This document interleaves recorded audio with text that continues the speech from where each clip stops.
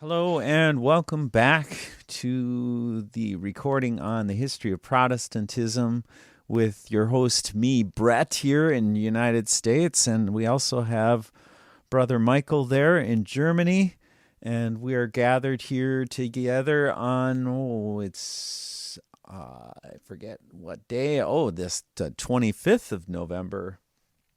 And this is going to be an interesting discussion and reading of the book because it's been several years since I was looking at doing more of this reading in this book. And all of a sudden, there's a window of opportunity that we can open and go into this because I think that there's a lot of important history here that I need to study as well as many others. And I think, Michael, this is not going to be a popular topic at all. It's going to be very, what can we say, narrow, perhaps? What do you think, Michael? Hi, Brett, and thanks for the invitation. I'm just here to improve my basic English skills. I'm so glad that this is printed in Arabic letters here, and because I was used to read it in old German letters sometimes 5 years ago when I started doing recordings. So therefore, it's just easy to read, and thanks also for enlarging it. What do I think about it? I think that Protestantism in itself was never a very popular topic. I think that the majority of people actually in the Middle Ages, when it was much more popular than today, they just joined this movement because it was prosperous. I don't think there were so much real Protestants. I think that's interesting you say that because, if you look at history, what was it? King of England, Henry VIII, was it? Might be, yeah. Henry VIII. Yeah, it's some very interesting history. I mean, that whole issue with his wife and not being able to produce a son for, the throne. So he had to renounce the whole papal court and get rid of them and become Protestant in order to get divorced. So it's just interesting how things work out in that sense, even though, there are a lot of people that only join in because it's popular or it's, quote unquote exciting at the time. But yeah, Protestantism, what we're going to learn about it here is truly unique. Well, let's go back another paragraph here and just warm up to where we were. And Michael, you can just interrupt me at any time if you have any comments, okay? Mm-hmm. Okay, it's true, no doubt, that Protestantism, strictly viewed, is simply a principle. It's not a policy. It's not an empire having its fleets and armies, its officers and tribunals, wherewith to extend its dominion and make its authority be obeyed. Oh, and that reminds me of this scripture that I wanted to bring up today, and I'm really glad that came about, because usually I was telling Michael I like to start the session with scripture, and we had gotten a little off topic here, and I had completely forgotten about doing that. So let's go to Proverbs 6, and I just really quickly get into this a little bit. Let's see. I can't remember exactly the Proverbs 6:23. For the commandment is a lamp, and the law is light, and reproofs of instruction are the way of life, to keep thee from the evil woman, from the flattery of the tongue of a strange woman. So here we have God's word God's law is so important for us, but yet, I don't know about you, Michael, but I'll tell you, I had a really hard time in the past even getting a grasp on why the Bible is so important. And I'd always really wanted to study it, but starting out in the Lutheran Church was indeed awkward, to say the least, because most of the people that I studied with when I was young didn't really have the interest that I had in the subject, and they were more interested in, however you might, maybe going to school or studying something else other than the Bible. But to me, I've had a very special place always about it. And, through my experiences, have learned that things aren't necessarily as easy as you think in terms of getting a grasp on what God is really trying to show us. So, yeah, prayer is definitely needed to, what is that, Michael? To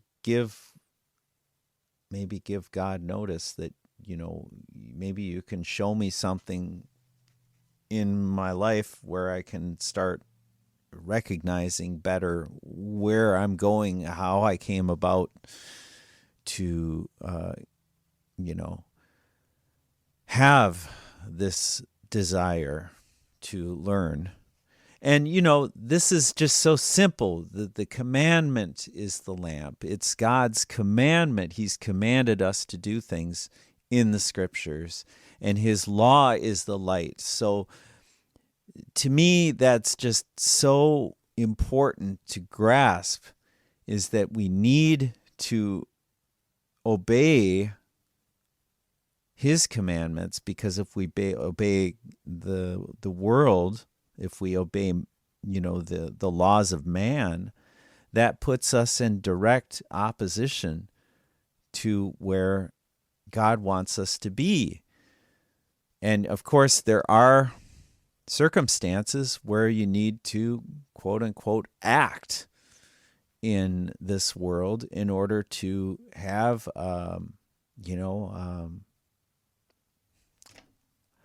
how can I say it? You have to obey the traffic, laws as well. I mean, you can't just run around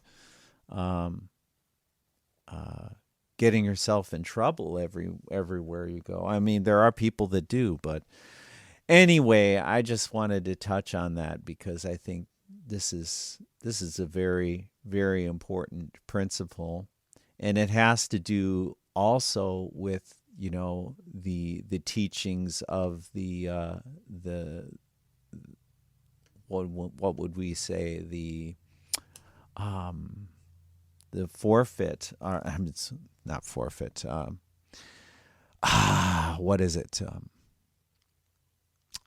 the imposter, the imposter is the devil. I mean, he wants to sit in the place of God and take the throne of God and call himself God, and he wants to do it in the church. So he did, and it's in history, but, today we've been taught to ignore all that, and that's kind of the problem that I see. But anyway, Michael,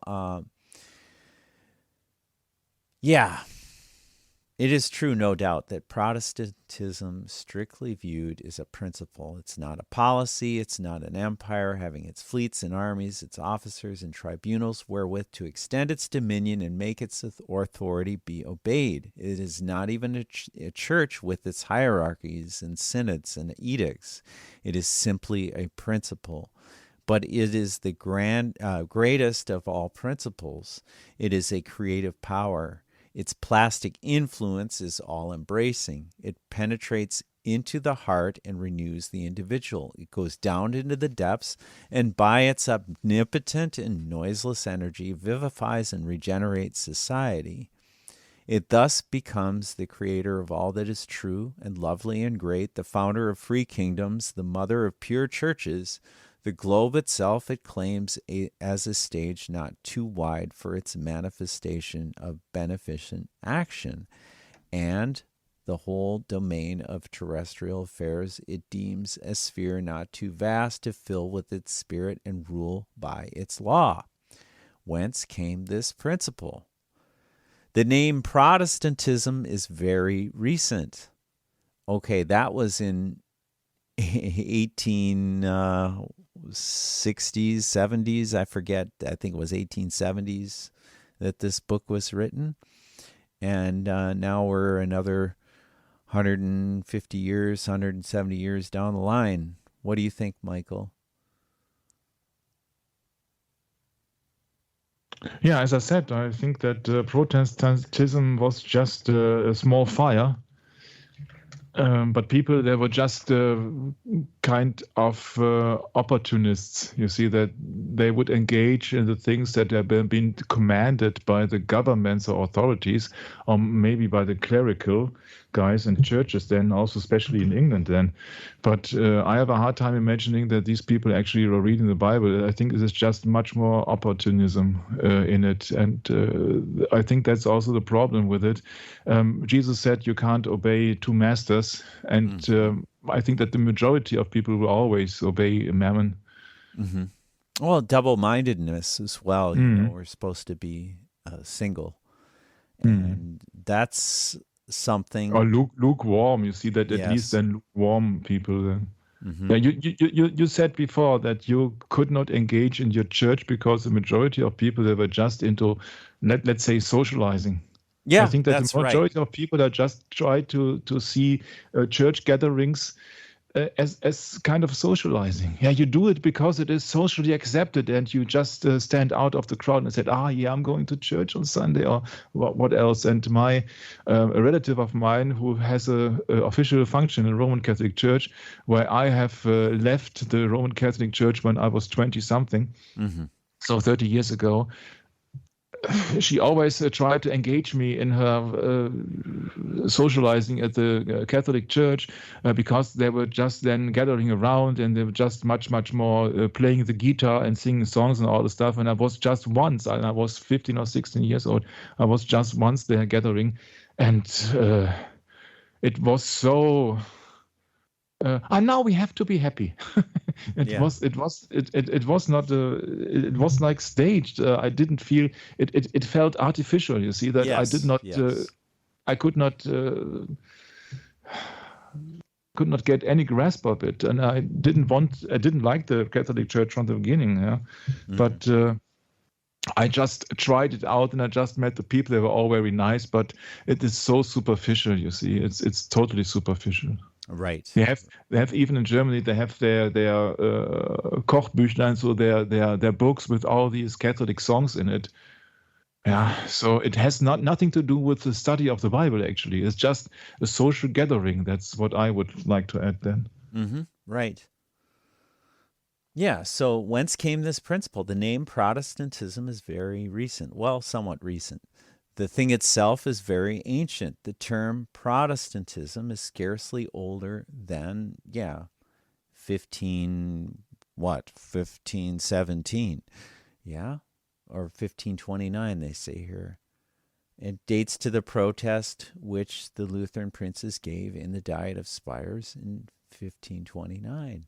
Restricted to its historical signification, Protestantism is purely negative. It only defines the attitude taken up at a great historical era by one party in Christendom with reference to another party. But had this been all, Protestantism would have had no history. It had been purely negative.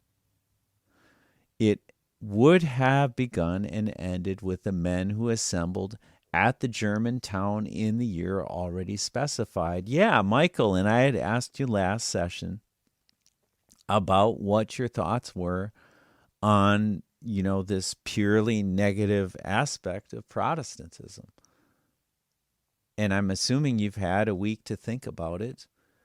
And, I got my take on it, but I'd love to hear yours.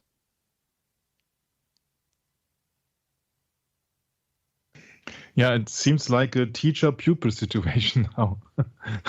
What do you mean? Yeah, you told me that I had 1 week to think about it, as if it would be a kind of a homework.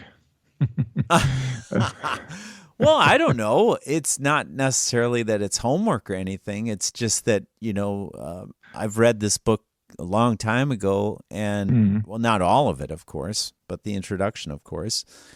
And I always just think, well, Luther, he saw it in a biblical sense, of course, right away. And he knew something was far, far off. And this is the church, right? Mother Church, Holy Church, He felt the need to reform the church. And, by the end of his life, obviously, he couldn't reform anything. And he was very, very, very upset with the way, the direction the church was headed. And, of course, they formed the Jesuit order to counteract not just Luther, but everyone else, correct? Yeah, but I think that, you see, if Luther really understood the Bible, which is to be presumed, then it's absolutely clear that it's just a mortal wound. It seems to be a mortal wound, but it wasn't. So what's the point in Reformation? I think that he served his point in history, quite frankly spoken, to the point. But the majority of people are still in the Antichrist spirit. So what's there to reform? Mm-hmm. Mm-hmm. You see, the Protestantism against the Pope is not what the biblical sense of eternal life would achieve. What the goal in Christianity is that you have everlasting life because you believe in the in the only begotten Son of God, which is the ultimate sacrifice. Mm-hmm. But it's not that you protest against the Pope for any reason. I think that you have to differ between. I think it's just, for me, it is just okay because I'm just protesting the Pope because I know that he's in the seat of the Antichrist. But just protesting the Pope, just to be the Protestants against somebody, is not necessarily the path to salvation. And I think that's the thing that many people have a hard time with. You see that all the Protestants against something, you have to offer the people something in a positive way, not only to protest against something, but to give them an alternative to the current situation. And the alternative in the Bible is just the absolute faith in God and His only begotten Son. But as the majority are on the broad way leading to destruction, what's to achieve in a reformed church? Because you see, the majority of people will still be on the broad way. So this is the church for the broad way. So therefore, you won't change anything at all. Because the majority of people, they won't listen to you because they can't. They'll be blinded by the God of this world, 2 Corinthians 4:4. So what is there to reform? Well, that's a good question. But, the fact of the matter is that Luther was a Catholic. He was trained in Catholicism. He had all the tradition, all of the teachings, and he was going to study. He was studying this, wasn't he studying law at the time? Wasn't that it? I think that he was an Augustinian monk, but what he studied, I do not know. But you see that I think that maybe in the beginning he wanted to reform the church. But I think that if you are deeper and deeper into the subject, you will see that you can't reform the church, because that church serves a certain purpose, and that won't never end until Christ will return. Yeah, that's correct. But the thing of it is, he was caught off guard. And he had no idea that what he would do would perhaps, become such a big deal. And, I mean, this is just one guy, right? I mean, it shouldn't be, I think what was going on, of course, is the papacy was at such a huge advantage in, truly usurping the power that Christ has bestowed upon his people, taking that and twisting it to his advantage, of course, with indulgences. And this is the main thing that Luther protested against. And the people just instantly knew, of course, when they studied their Bibles at the time, that, this whole system of worship is completely wrong. So it just completely erupted into violence. Yeah. I totally agree to your biblical standpoint, but I think that for the majority of people, let's face it, they were just protesting the Pope. That's my gut feeling. They were just protesting the Pope because of the hierarchy of the Roman Catholic Church as being landowners and being just obliged to pay fees and all the stuff, because the original protest from the 95 Theses of Luther, they were against these, what is it, diligences or what? Ablass, these just to pay money for the path to salvation. So it's also about money, and I think that's what the key subject is to the majority of people in the Middle Ages. To protest against the Pope could be some kind of development out of Magna Carta and all the stuff, where nobility and all the stuff, they didn't want to share anything with the papacy anymore. So I think that is a major part in it, that you see the Reformation as also a tool for the people to get rid of the taxes of the Pope and then have the illusion that they can trust their governments, their so-called democracy. Right. And that's what we're facing today. So yeah, that's a really good point, Michael. Very good. Is, we've been fooled and tricked into thinking that, the government can save us, or, if we represent the government correctly, that we can make this go. And there might be some truth to it, because, you have to stand your guard as a watchman. And if you look at it that way, Michael, if you are taking office and you are looking at just, being a watchman at work, doing your job, fulfilling the role, in the government, that's another thing, because, that's God to judge us. It's not man. Man can't judge the salvation. Okay, that's for the Lord and the Lord alone. He's the one that works with us, and we work with him, and we're all independent on that. And it's like that principle: judge not, lest ye be judged. And I stick to that, because we're not appointed. I see it, Michael, that we're not appointed. It's not like the Lord took me aside and said, yeah, Brett, you are appointed to be the judge over Christendom. No. Yeah, I understand your point and admire your position because of a Bible-believing Christ, a Christian. But that the point is, for me, for the majority of people, they don't care. The only thing they care is for food, for money, for luxury, for what else? To be comforted, or what else? Yeah, you're talking about feeding your belly and also being lovers of pleasure more than lovers of God. And when then the ruler, the emperor, whosoever, then tells, okay, now the new doctrine of the state is then reformation against the Pope, and we do not obey, and what else? They will follow, because they are just only interested in their belongings. But these are not real Protestants. No, of course not, because you're looking at that principle of simply the flesh. If those that are born of the flesh are flesh, and those that are born of the Spirit are spirit. So there's a big division here. Yeah, but then it's just simply mathematics. Yeah, so when the majority of people are still in the Antichrist spirit, then every reformation of any church is totally futile. Because the amount of people who are then be the elected or the reborn or the chosen one or whoever you like to name it will stay the same, because it is not their decision but God's decision. Right.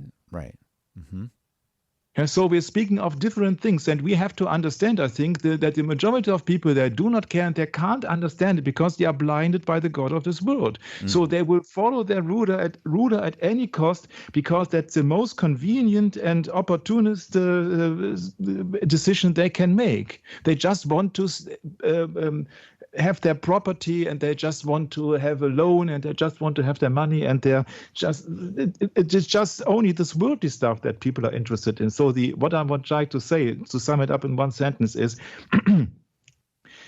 there is only a minority of people who is on the narrow path. And people who are on a narrow path, maybe they would have to have some tool like the Bible being translated in your mother language to find the truth, to see the light finally. So that is God's present for the elected people. But for the majority of people, I'm so sad to say this, but it just does not make any difference if you are living in a Protestant country or in a Catholic country, because it's just a matter of faith, but they don't have any faith except in themselves. Well, see, that's the thing. Okay, so when you study history and you study these literary movements, you see the decline, the real decline of any kind of, what can we say, definitive forms of language and of appreciating the simplicity of things. This has all been done away with. We have a very sophisticated, very aggressive world we live in today that just cannot tolerate these kinds of historical discussions. So they just sweep them all aside and justify all of it. But anyway, should we get back to the reading, Michael, or is there anything more you want to say? No. I just want to make my point. There is no need of reformation of the Roman Catholic Church, because it is the church for the people on the broad way. Yeah, I agree. And that's the thing is, at the time, of course, of Martin Luther was much, much different. There wasn't any sensationalism, okay? There wasn't any literary movements. They had only just come out with the printing press. And of course, the Bible came along. And it was the most printed book ever since. Yes, guess why they came up with that internet to destroy all the books?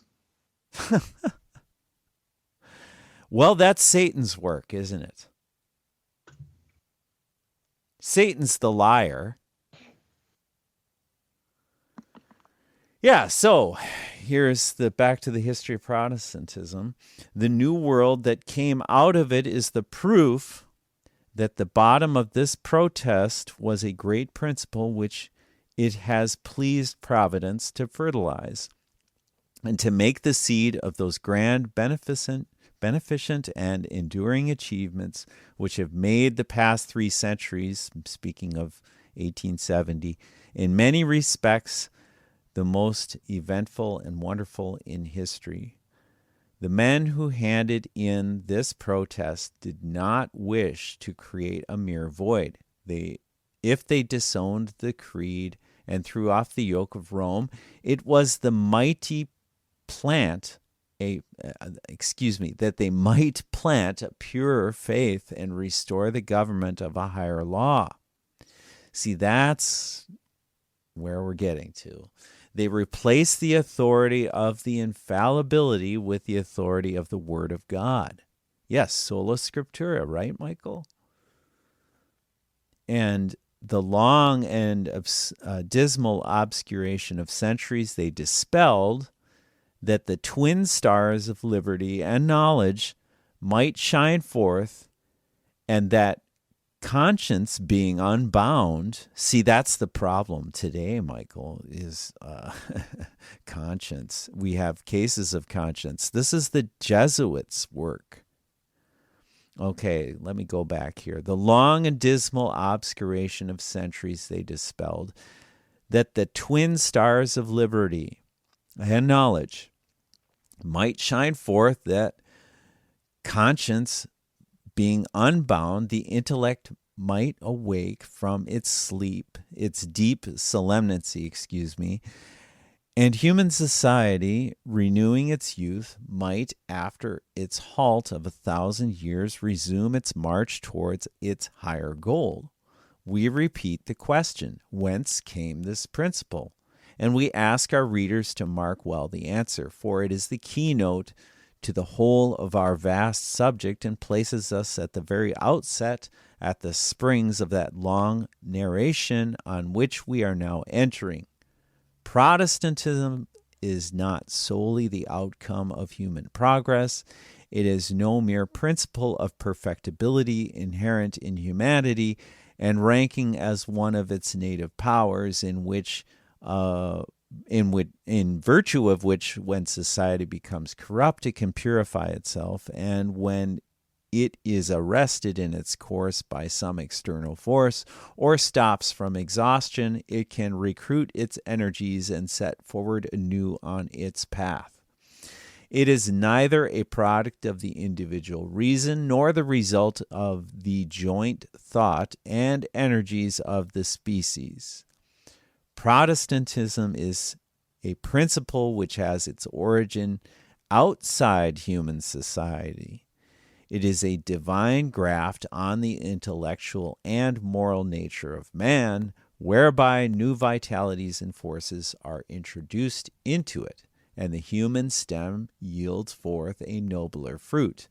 It is the descent of a heaven-born influence which allies itself with the instincts and powers of the individual, with all the laws and cravings of society, and which, quickening both the individual and the social being into new life and directing their efforts to nobler objects, permits the highest development of which humanity is capable, and the fullest possible accomplishment of all its grand ends. In a word, Protestantism is revived Christianity. Okay? So that ends the first little chapter. And now we have the Emperor Constantine the Great.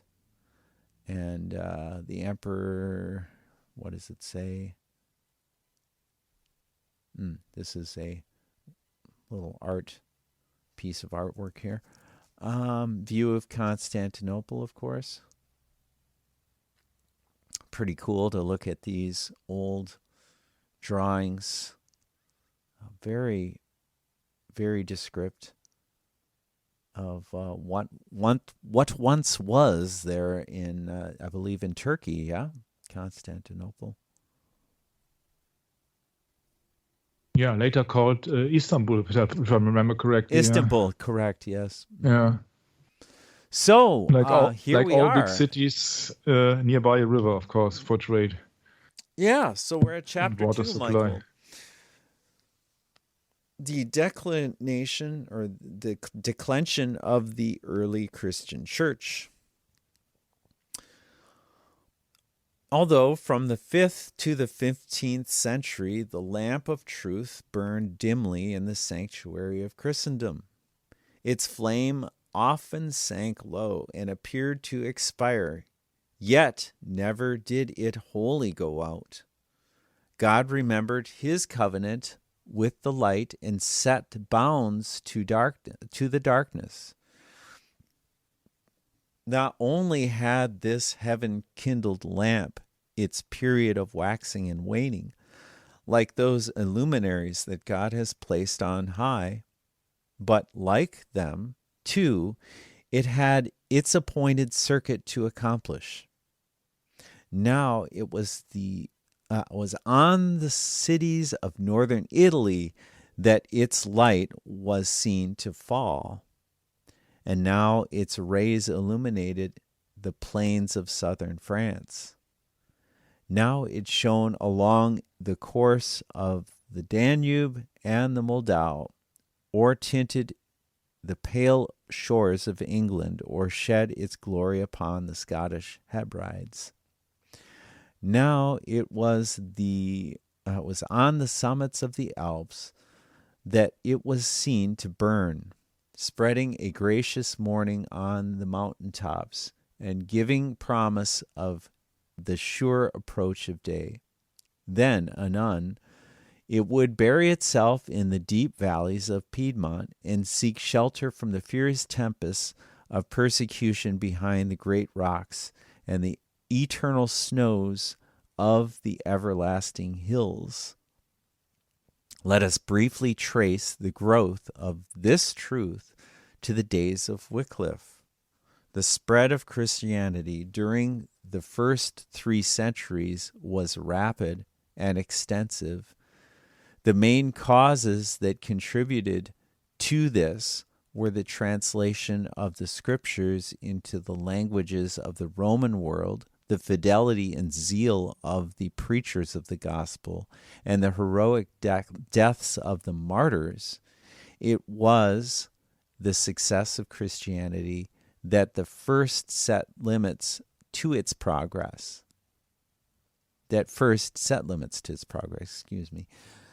It had received a terrible blow, it is true, under Declension. This, which was the most terrible of all earlier persecutions, had, in the brief of the pagans, utterly exterminated the Christian superstition. So far from this, it had but afforded the gospel an opportunity of giving to the world a mightier proof of its divinity. It rose from the stakes and massacres of Declension to begin a new career, in which it was destined to triumph over the empire which thought that it had crushed it. Dignities and wealth now flowed upon its ministers and disciples, according to the uniform testimony of all the early historians. The faith which had maintained its purity and rigor in the humble sanctuaries and lowly position of the first age, and amid the fires of its pagan persecutors, became corrupt and waxed feeble amid the gorgeous temples and the worldly dignities which imperial favor had lavished upon it. From the 4th century, the corruptions of the Christian church continued to make marked the rapid progress. The Bible began to be hidden from the people, and in proportion as the light, which is the surest guarantee of liberty, was withdrawn, the clergy usurped authority over the members of the church. The canons of councils were put in the room of the infallible rule of faith, and thus the first stone was laid in the foundations of, quote, Babylon, that great city that made all nations to drink of the wine of the wrath of her fornication, unquote. Wow, the wine of the wrath of her fornication. It's not just the wine of her fornication, it's the wine of the wrath of her fornication. So the wrath of her fornication, would that be the law? Man's law versus God's law. We talked about earlier about, the law being, the commandment being a lamp and the light being law. God's law, God's perfect law. The ministers of Christ began to affect titles of dignity and to extend their authority and jurisdiction to temporal matters, forgetful that an office bestowed by God and serviceable to the highest interest of society can never fail of respect when filled by men of exemplary character, sincerely devoted to the discharge of its duties. The beginning of this matter seemed innocent enough. To obviate pleas before the secular tribunals, ministers were frequently asked to attribute in disputes between members of the church, and Constantine made a law confirming all such decisions in the consistories of the clergy and shutting out the review of their sentences by civil judges. Proceeding in this fatal path, the next step was to form the external polity of the church upon the model of civil government.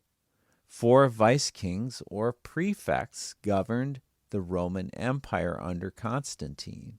And why, it was asked, should not a similar arrangement be introduced into the church? Accordingly, the Christian world was divided into 4 great dioceses.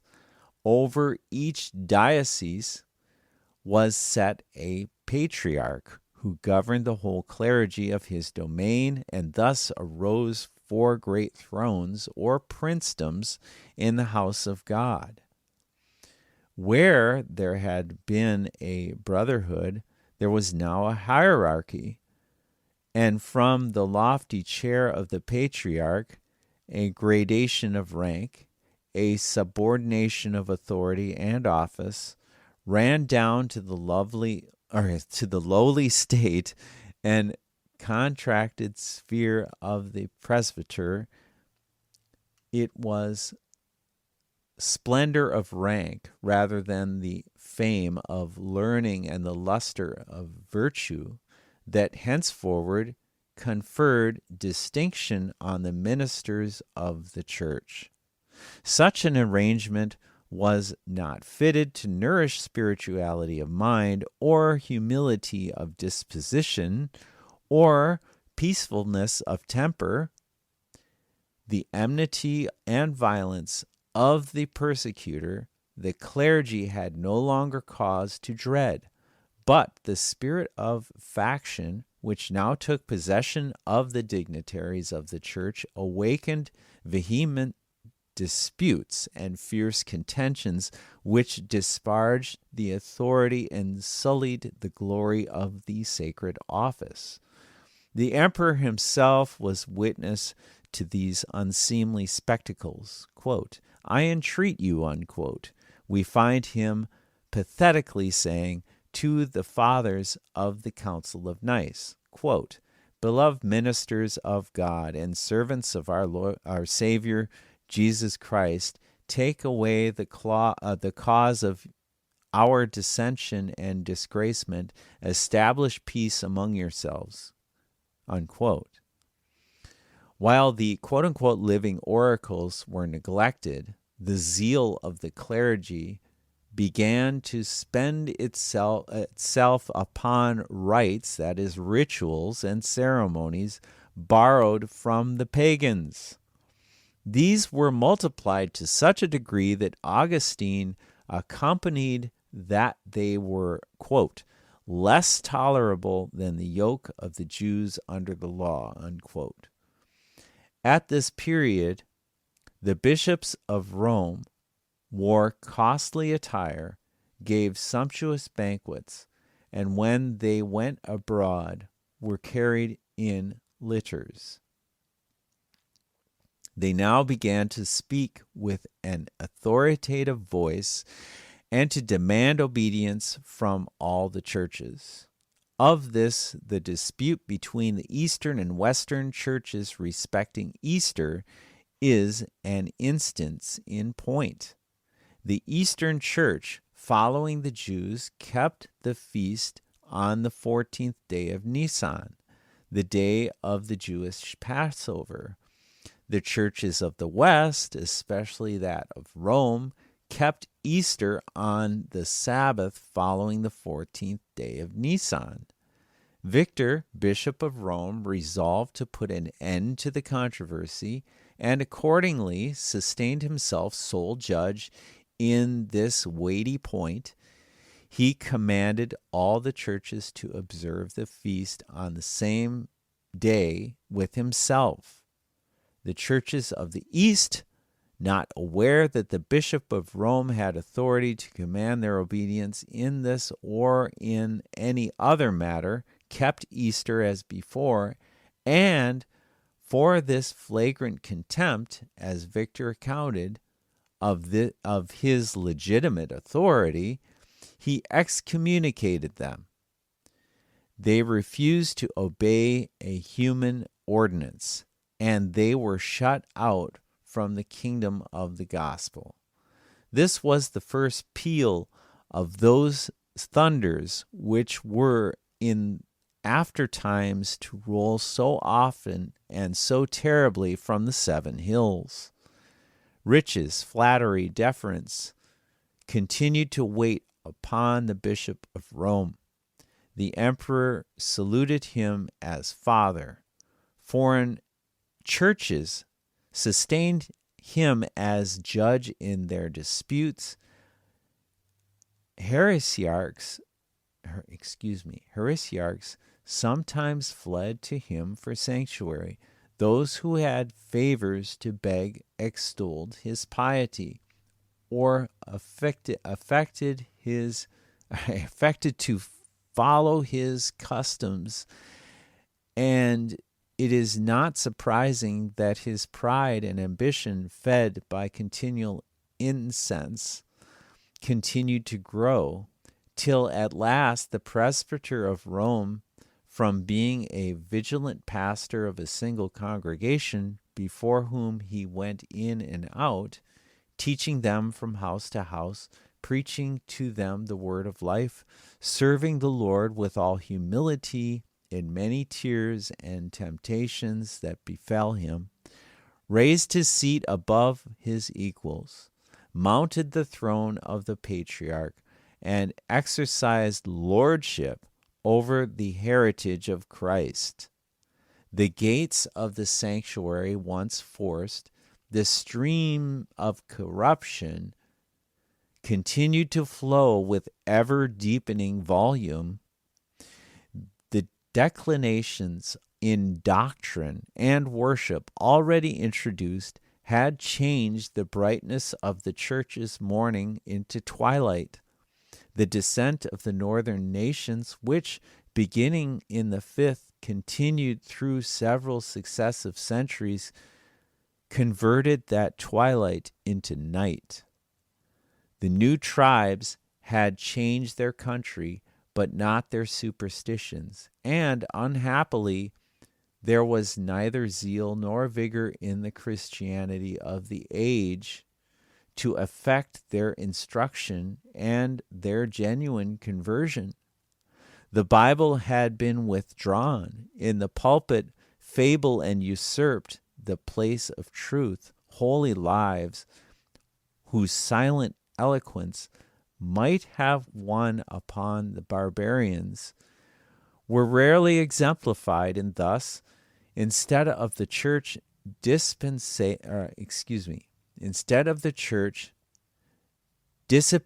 the superstitions that now encompassed her like a cloud, these superstitions all but quenched her own light. She opened her gates to receive the new peoples as they were. She sprinkled them with baptismal water. She inscribed their names in her register. She taught them in their invocations to repeat the titles of the Trinity. But the doctrines of the gospel, which alone can enlighten the understanding, purify the heart, and enrich the life with virtue, she was little careful to inculcate upon them. She folded them with her pail, but they were scarcely more Christian than before, while she was greatly less so. From the 6th century downwards, Christianity was a mongrel system made up of pagan rites, revived from classic times, of superstitions imported from the forests of northern Germany, and of Christian beliefs and observances which continued to linger in the church from primitive and purer times. The inward power of religion was lost, and it was in vain that men strove to supply its place by the outward form.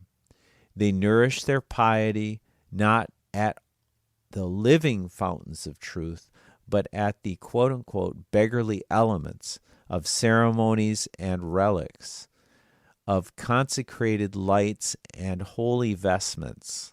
Nor was it divine knowledge only that was contemned. Men forbore to cultivate letters or to practice virtue. Baronius confesses that in the 6th century, few in Italy were skilled in both Greek and Latin. Nay, even Gregory the Great acknowledged that he was ignorant of Greek. Quote, the main qualifications of the clergy were that they should be able to read well, sing their matins, know the Lord's Prayer, Psalter, forms of exorcism, and understand to compute the times of sacred festivals. Nor were they very sufficient for this, if we may believe the account some have given of them. Musculius says that many of them never saw the scriptures in their lives, in all their lives. It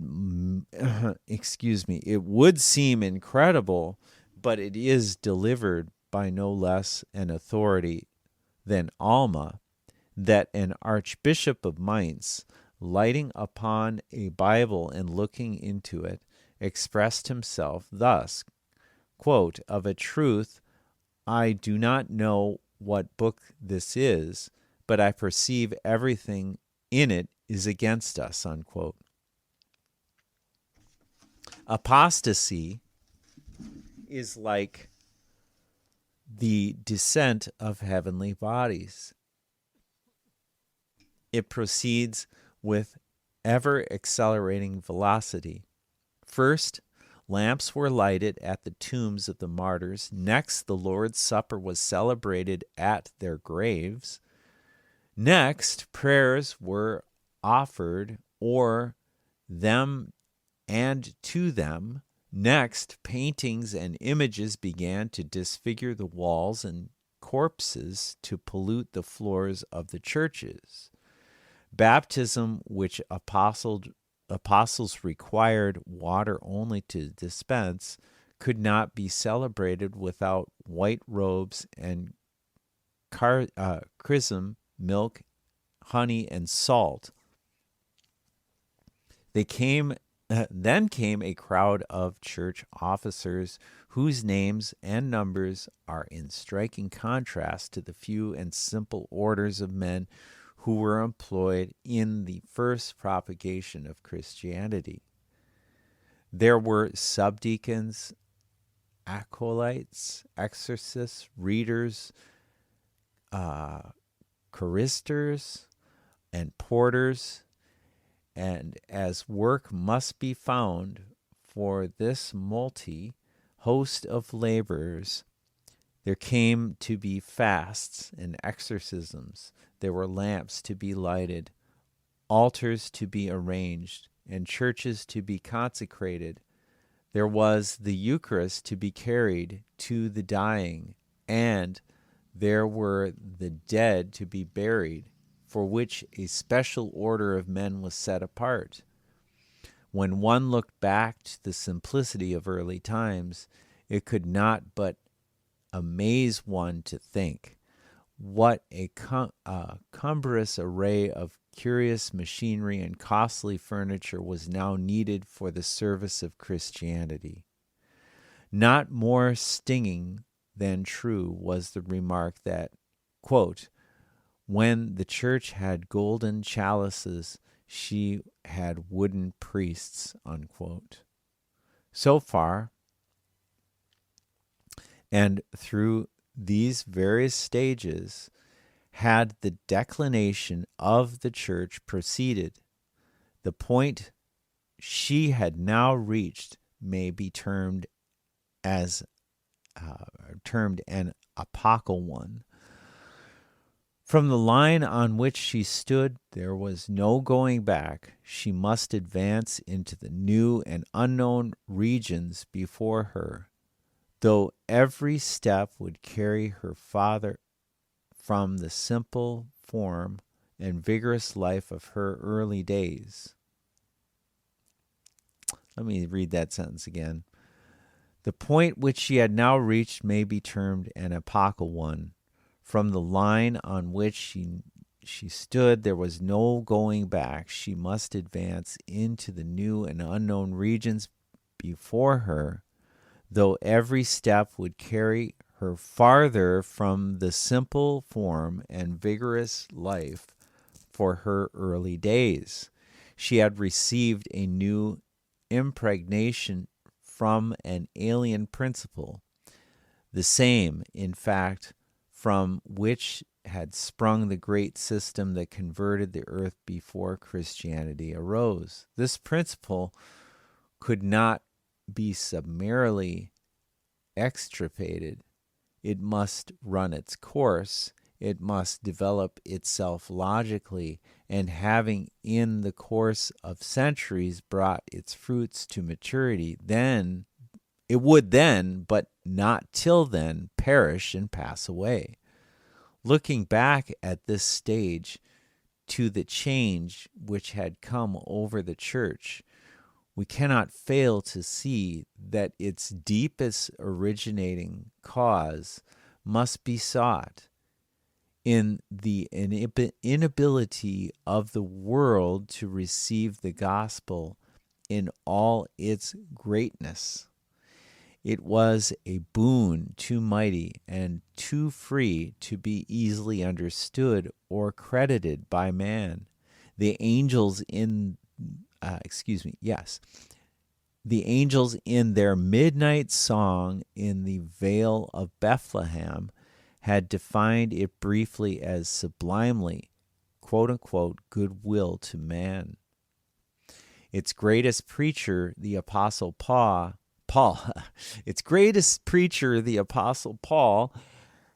had no other definition to give it. It was not even a rule of life, but quote unquote grace, the quote unquote grace of God, and therefore sovereign and boundless. To man fallen and undone, the gospel offered a full forgiveness and a complete spiritual renovation, issuing at length in the inconceivable and infinite felicity of the of life eternal. But man's narrow heart could not enlarge itself to God's vast beneficence. A good so immense, so complete in its nature, and so boundless in its extent, he could not believe that God would bestow without money and without price. There must be conditions or qualifications. So he reasoned, and hence it is the moment inspired men cease to address us. And hence it is that the moment inspired men cease to address us, and that their disciples and scholars take their place, men of apostolic spirit and doctrine, no doubt, but without the direct knowledge of their predecessors, we become sensible of a change. An eclipse has passed upon the exceeding glory of the gospel. As we pass from Paul to Clement, and from Clement to the fathers that succeeded him, we find the gospel becoming less of grace and more of merit. The light wanes as we travel down the patristic road and remove ourselves farther from the apostolic dawn. It continues for some time at least to be the same gospel, but its glory is shorn, its mighty force is abated, and we are reminded of the change that seems to pass upon the Son when, after contemplating him in a tropical hemisphere, we see him in a northern sky where his slanting beams, forcing their way through the mists and vapors, are robbed of half their splendor. Seen through the fogs of the patristic age, the gospel scarcely looks the same, which had burst upon the world without a cloud but a few centuries before. This disposition, that of making God less free in his gift, and man less dependent in the reception of it, the desire to introduce the element of merit on the side of man and the element of condition on the side of God, operated at last in opening the door for the pagan principle to creep back into the church. A change of a deadly and subtle kind passed upon the worship. Instead of being the spontaneous thanksgiving and joy of the soul that no more evoked that evoked or repaid the blessings which awakened that joy, than the odors which the flowers exhale are the cause of their growth, or the joy that kindles in the heart of man when the sun arises is the cause of his rising worship. We say, from being the expression of the soul's emotions, was changed into a rite akin to those of Jewish temples, and still more akin to those of Greek mythology, a rite in which lay couched a certain amount of human merit and inherent efficacy, that partly created, partly applied the blessings with which it stood connected. This was the moment when the pagan virus inculcated the Christian institution.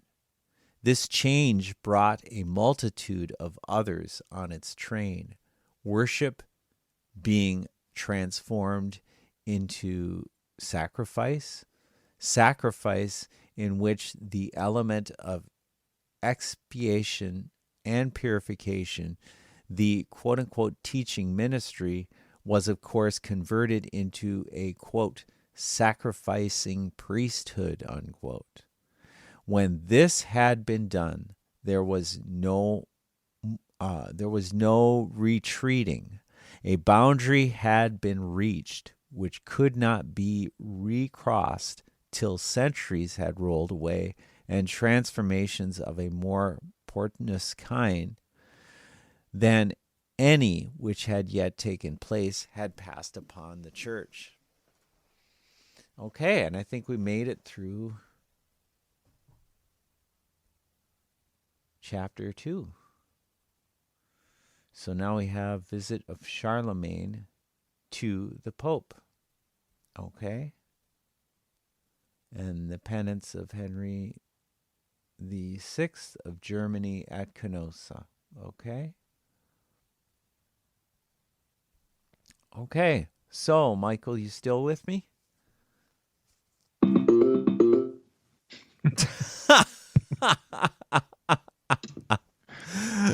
That's an affirmative, I take it? Yes, I'm still with you. Would you like to proceed? Because it's the time that usually Daryl shows up, and we have recorded more than 1 hour already. Oh, wonderful. Well, then we'll call it. Yeah, please check it. My indication says 1 hour and 40 minutes in the call. So Yeah, that's fine. Sounds I good. guess It's perfect time to end, actually. And we'll leave the next reading for next time. God willing, we're back. And I didn't hear much comments from you, Michael, on that last chapter. Yeah, that has a specific reason, because my mother called me on the phone. So Yes. Okay. Well, that makes a lot of sense. But yeah, I mean, this is just really interesting nonetheless, because a lot of the words in here are words that I have read very little in the past, and it's interesting to read a book from 160, 70 years ago and do a discussion on it with you, Michael, because yeah, I told you in the beginning, that I had to look up some words in the meantime. oh, I'm sure I should be too. Problem is I haven't taken the time to read this in advance, of course. Shame on me, but quite frankly, I don't think I'd do a reading of it if I didn't just go ahead try doing it. But anyway, Michael, let's call it quits for today on this topic, and we'll pick up next time where we left off, unless you have any comments.